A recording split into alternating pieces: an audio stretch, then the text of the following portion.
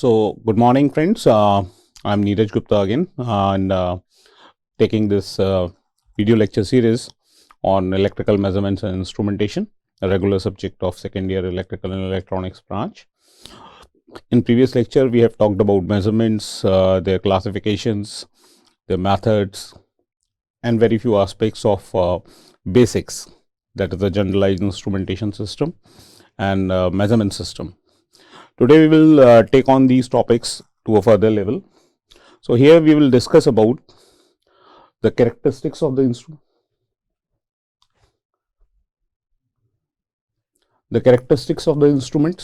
static characteristics, dynamic characteristics, the errors which are there in prone in measurements, their relative errors, limiting errors, and the types of errors. So if we talk about the static characteristics basically, as the name tells, that the characteristics which are non-changing with the time, which does not varies with the time and are remaining constant, are called as static characteristics. And characteristic in itself tells about that some definite set, a particular criteria, for example, linearity, for example, accuracy, for example, precision. These are kind of characteristics that we call them, and these are few static characteristics which does not varies with the time. So when we are trying to make a measurement or application which is involving measurement of quantities which are either constants and varies very slowly with the time, under these circumstances it is possible to define a set of criteria which gives some meaningful description of the quality of measurements without interfering with the dynamic descriptions, which will be involving, because whenever there will be a dynamic descriptions involved, there will be differential equations, and in those cases we need to consider the time variations also. So these characteristics which does not varies with the time or very slowly varies with the time are called as static characteristics, while that of a dynamic characteristics which are rapidly varying with the time are called as dynamic characteristics. These are normally measured with the help of differential set of equations, and there are various performance criteria which are based upon these dynamic relations constituting these dynamic characteristics. The basic static characteristics, those are available. Those are accuracy, precision.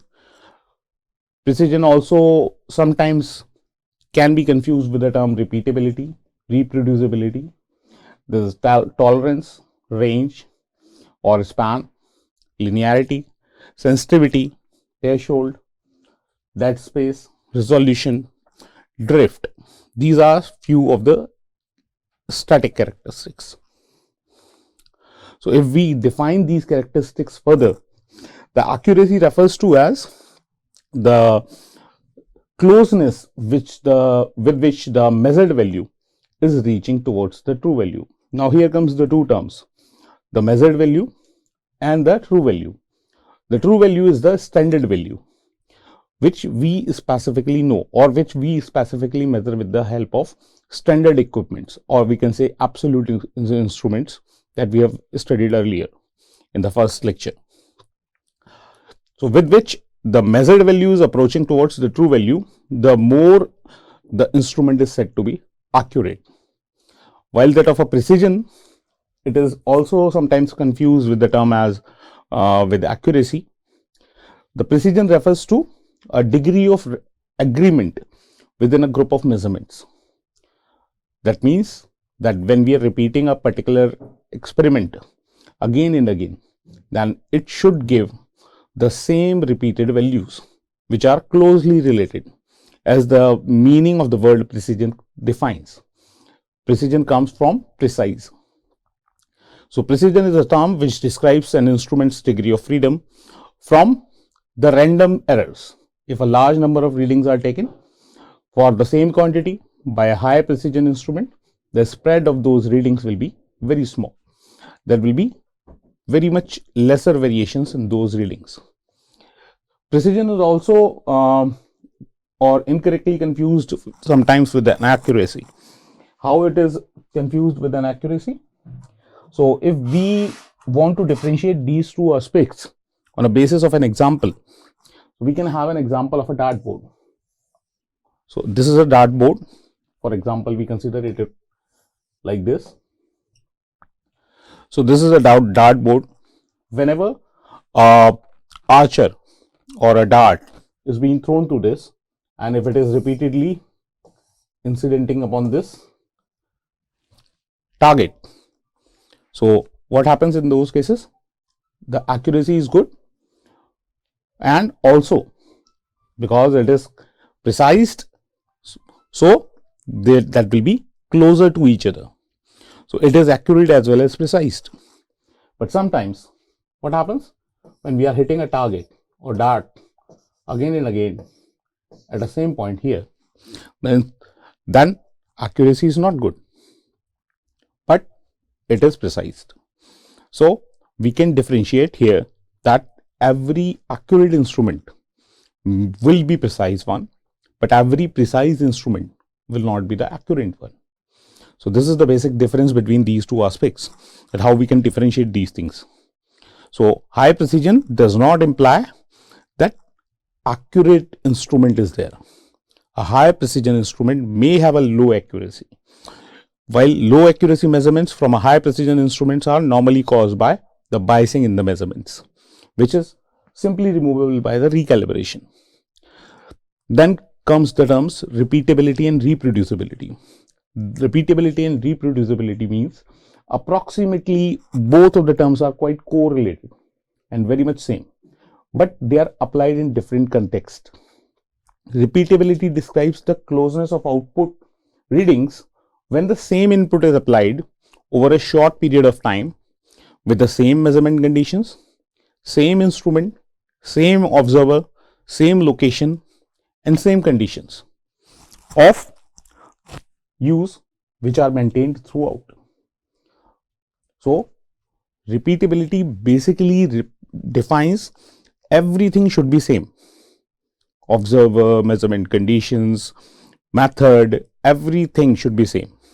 While in case of reproducibility, the method could be replaced, the instrument could be replaced, conditions should not change, because conditions basically defines the pattern of a particular physical quantity which we are measuring. Conditions should not change. For example, temperature, pressure, these things should not change.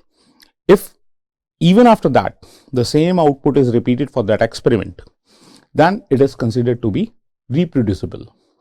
Otherwise, it is termed as repeatability with the same instrument. Then comes tolerance. Tolerance is a term which is closely related to accuracy and defines the maximum error, what is expected to have in the output. When it is used correctly, tolerance describes the maximum deviations of a manufactured component from some specified values.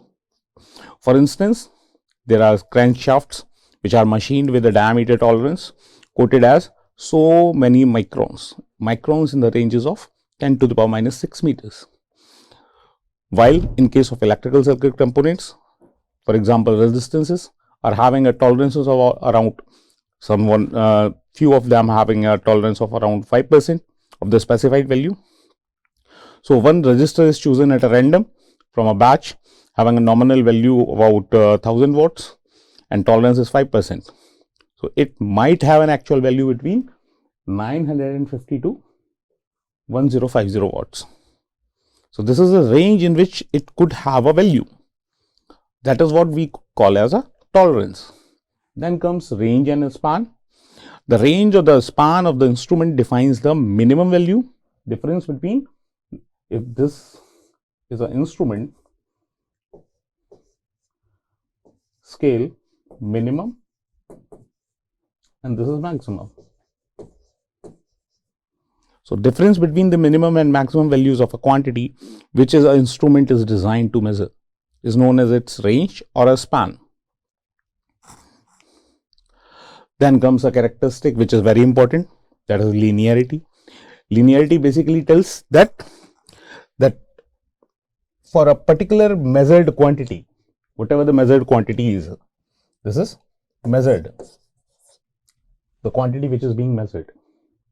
Now, here comes the output reading. The output should be proportional to the input. It should vary linearly. The variations of the quantity, that is, in case when we are giving an input as delta Q0, sorry, it is delta Qi. The change in the input quantity is delta Qi. And for that, there will be a corresponding output, that is delta Qo. So it should be proportional. There should not be any square terms relation or mathematical cubic relations. So it could cause a non-linearity in the calibration curve. And sometimes if we go on defining with this linearity, we also come to a conclusion as a term which is known as sensitivity. Sensitivity is delta Q naught, it is variation in output caused by a smaller variation in input, delta Q naught over delta Qi. So here we are discussing about linearity. So linearity is desirable quantity or desirable characteristics. So output is linearly proportional to the input. The axes marked on this figure are showing a plot of the typical output reading of an instrument when a sequence of input quantities are applied. It is a normal procedure to draw a good fit straight line through these crosses. As shown in this figure, the nonlinearity is further defined as the maximum deviation of any output reading marked cross from this straight line. Nonlinearity is usually expressed as percentages of full scale reading. Whenever we talk about nonlinearity, so we will talk about in terms of full scale deflection. Then comes the sensitivity that we have discussed in the previous slide as change in output with respect to the change in input. The sensitivity of the measurement is a measure of change in the instrument's output that occurs when the quantity is changed by a given amount.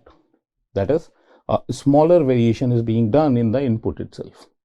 So it tells about the scale deflection, that is, as I told you like previously, change in output delta Q naught, while the value of measured producing the deflection, that is change in your input quantity delta Qi. So the sensitivity of the measurement is therefore what? The slope of the straight line curve. If this is the calibration curve,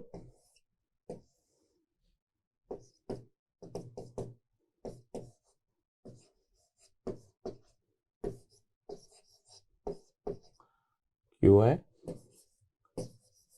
Q naught, this is delta Q naught. So this is what? Defining the slope of the curve, delta Q naught over delta Qi. So for an example, a pressure of 2 bars produces a deflection of 10 degrees in output or a pressure transducer. The sensitivity of the instrument will be whatever the input is, pressure is the input, that is 2 bar, producing a deflection as 10 degrees. So it will be 10 divided by 2, that is 5 degrees per bar.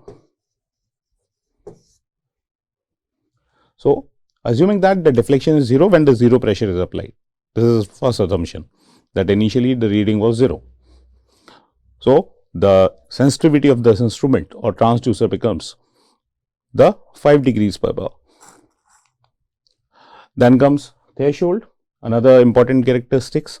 If the instrument or the input of the instrument is gradually increased from 0, we should keep this thing in mind. Then when we are talking about the threshold, that clearly means from the starting.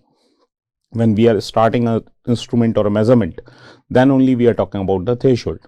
If the input is to be of the instrument is gradually increased from the 0, the input will have to reach a certain minimum level.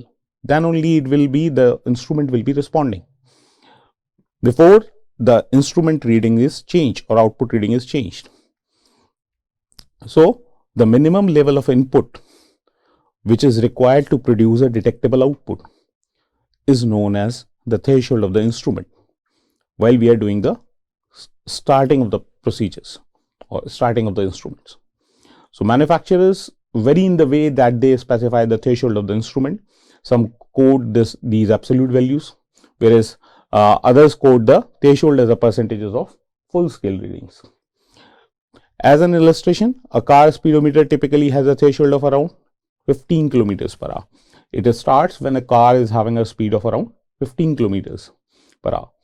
This means that if the vehicle starts from rest and accelerates, no output reading will be observed on the speedometer until it reaches towards 15 kilometers per hour. The term correlated with this threshold is a dead space. Now, there are some instruments, it is possible that until the input increases to beyond certain value, the output does not changes. So, for a certain range of input values, there is no change in the output. The range of input is called as dead space. That means you are giving an input, but there is no change in output, even in the mid scale. Until and unless you give a certain input, then only the output will change. So, this range of input, which is minimally given to produce a detectable change anywhere on a scale, not on the start only, anywhere on the scale, is known as dead space of that instruments. Then comes resolution. Now, these threshold and dead space were related to the parametric ways, but this resolution is defined for a scalar range. It is defined for scale of the quantity. So, resolution tells about that what minimum value could be measured with the help of any instrument. What is the minimum value? For example, vernier calipers. What is the minimum length that we can measure? It is 0.01 mm. Then screw gauge, 0.001 mm. So, when an instrument is showing a particular output reading, there is a lower limit on the magnitude of change in the input measured quantity, which produces an observable change in the instrument output. Like threshold, resolution is sometimes specified as an absolute value. It is kind of threshold, na? But the fact is that it is defined in terms of scales only, and sometimes as a percentage of full scale deflection. One of the major factors influencing the resolution of an instrument is how finely its output scale is having the or divided into its subdivisions. For example, a normal scale, a 6 inches scale, what is the minimum value that we can measure is 1 mm only. Less than 1 mm we cannot accurately measure. So, that is the resolution of this scale. So, using a car, for example, here again we are talking about a car speedometer. It has subdivisions of typically 20 kilometers per hour. In between them, we cannot, on a digital one, we can obviously see every speed over there, but on an analog speedometer, less than variation of 20 kilometers per hour is not visible. For example, the scale is marked on 20, 40, 60, 80, 100, like that. So, in between 20 and 40, we cannot say it is 23 or 24 or 35. We can simply approximate only. It is nearer to 40, then we can say it is a range of, it is in the ranges of 30s, 35, 36, something like that. But exact value cannot be defined. This means that when the needle is between the scale markings, we cannot estimate the speed more accurately than to nearest 5 kilometers per hour. This figure of 5 kilometers per hour hence represents the resolution of the instrument. So, even on that, if we are doing the markings, 4 markings between 20 to 40, so we can exactly say that up to 5 kilometers per hour we can measure over there.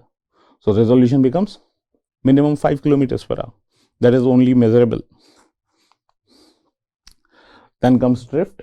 Now, drift is a gradual shift of the instrument indication.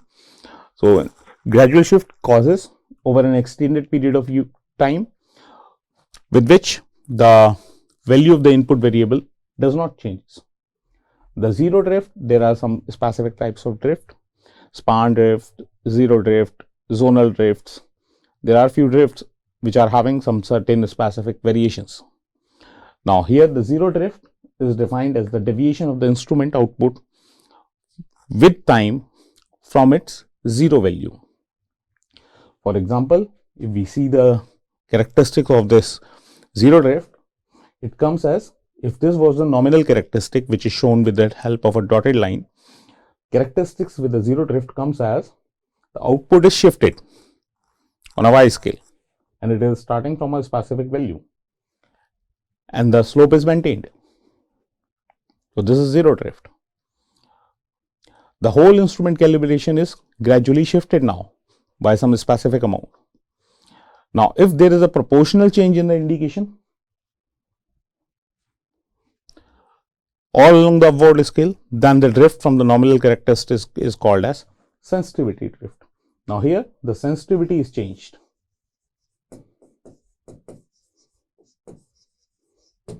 You can see the slope has changed. So it is called as sensitivity drift.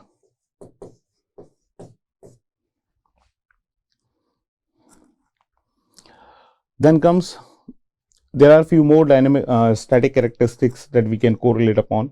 So more details could be taken from the book and could be studied further. These were few important ones, so I have discussed over them over here. Now comes the dynamic characteristics. Dynamic characteristics basically describes the dynamic behavior of the system, or we can say the time response. With the time, how the quantity is varying. So those are represented with the help of differential equations. Here Qi is the measured quantity, Q naught is the output quantity, and A naught to An and B naught to Bm are the constants for time t greater than 0. So few important dynamic characteristics that we see or observe are speed of response, fidelity, lag, and dynamic errors. So if we talk about the speed of response first of all, so speed of response is, it is the rapidity with which the system is responding to the quantity for the measurements. When an input is given, with what speed the output is varying or what speed the output is observed. It gives the information about how fast the system reacts to the changes in input. If the input is fastly varying, then the output should also vary accordingly. So it specifically indicates the activeness of the system. So it is a desired characteristics. Then comes fidelity. Fidelity tells that how much faithfully the system is reproducing the changes in the input. It is an ability of the instrument to produce a wave shape which is identical to the wave shape of the input with respect to the time. It is also a desirable characteristics. It is a desirable characteristics that it specifically tells that how faithfully this system input waveform is replicated to its output, or how does it follows towards the output. Then comes lag. Lag obviously is a undesirable characteristics. So there is, every system is having some certain specific time duration which it takes to respond to an input. So these gap between the input given and the output observed is known as lag. Now there are few specific types. That there are two types: retardation lag. In this case, the response of the system begins immediately after a change in the variable is occurred. When there is a change in a variable, then there will be output. First, the variable will be changing, then the output will be responded accordingly. Second, this one is called as retardation lag. Then comes time delay. In this case, the response begins after some time, which is also known as dead time. That means for that time, there is no output. It takes this dead time to process the input, and then after it responds, like the dead zone. there was a dead zone in a static. Now here it is a dead time. After the application of the input, it takes a dead time which processes the input, such a delay shift, and then produces the output. Such a delay shifts the response along the time axis and hence causes the dynamic error. This is the error which is being produced. So when the input is given, if we are talking in response of time or reference of time, then what will happen? There will be a change in the or shift in the output. So this will cause a dynamic error. Now what is the dynamic error? It is the difference between the true value of the variable to be measured changing with time and the value which is indicated by the measurement system. For example, at time t, input was qi. So for this, the output should be coming to be as q naught. It should be coming to be as q naught. But due to these delays, that retardation lag or time delays, the output is not coming as q naught.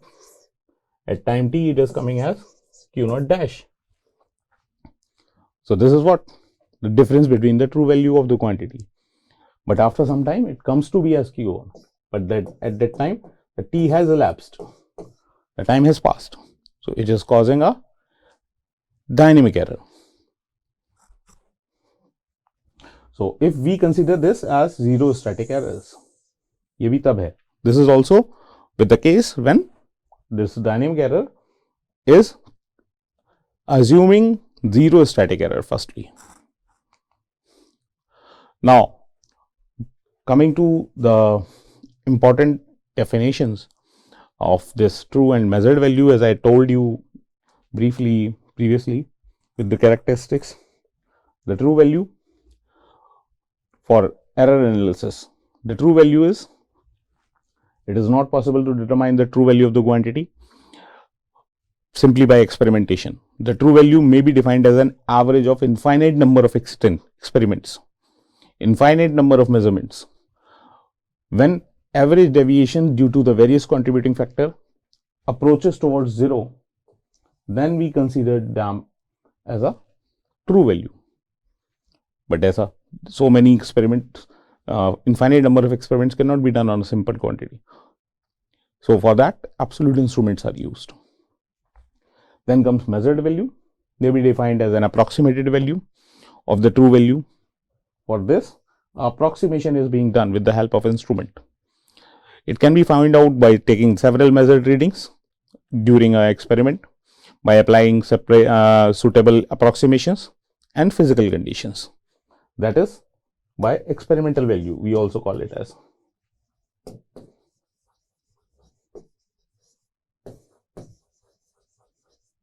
And it is also called as reference value.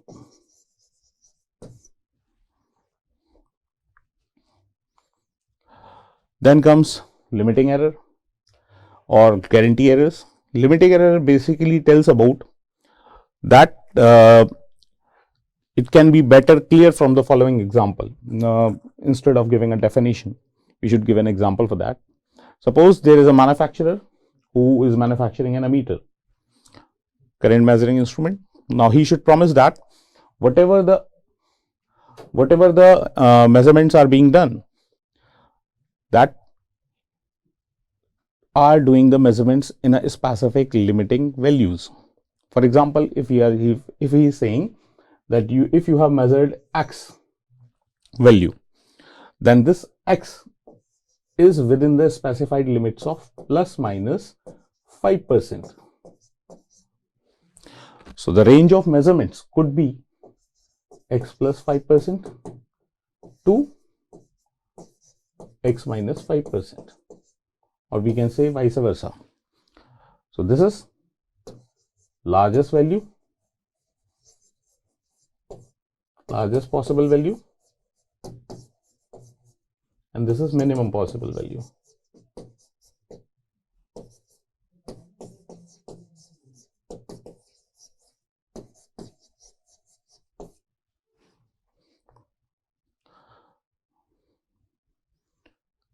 Clear? So he should promises that the error in the ammeter he is selling is not greater than the limits which he is setting. So he is guaranteeing this error within the instrument. So the limit of the error is now called as limiting error or guarantee error. Then comes relative errors. Relative errors are defined as the ratio of errors and specified as the magnitude of the quantity. Mathematically, if we want to calculate, then the relative errors are called as dA by A. dA is the error in A and A is the magnitude of the quantity, that is the true value.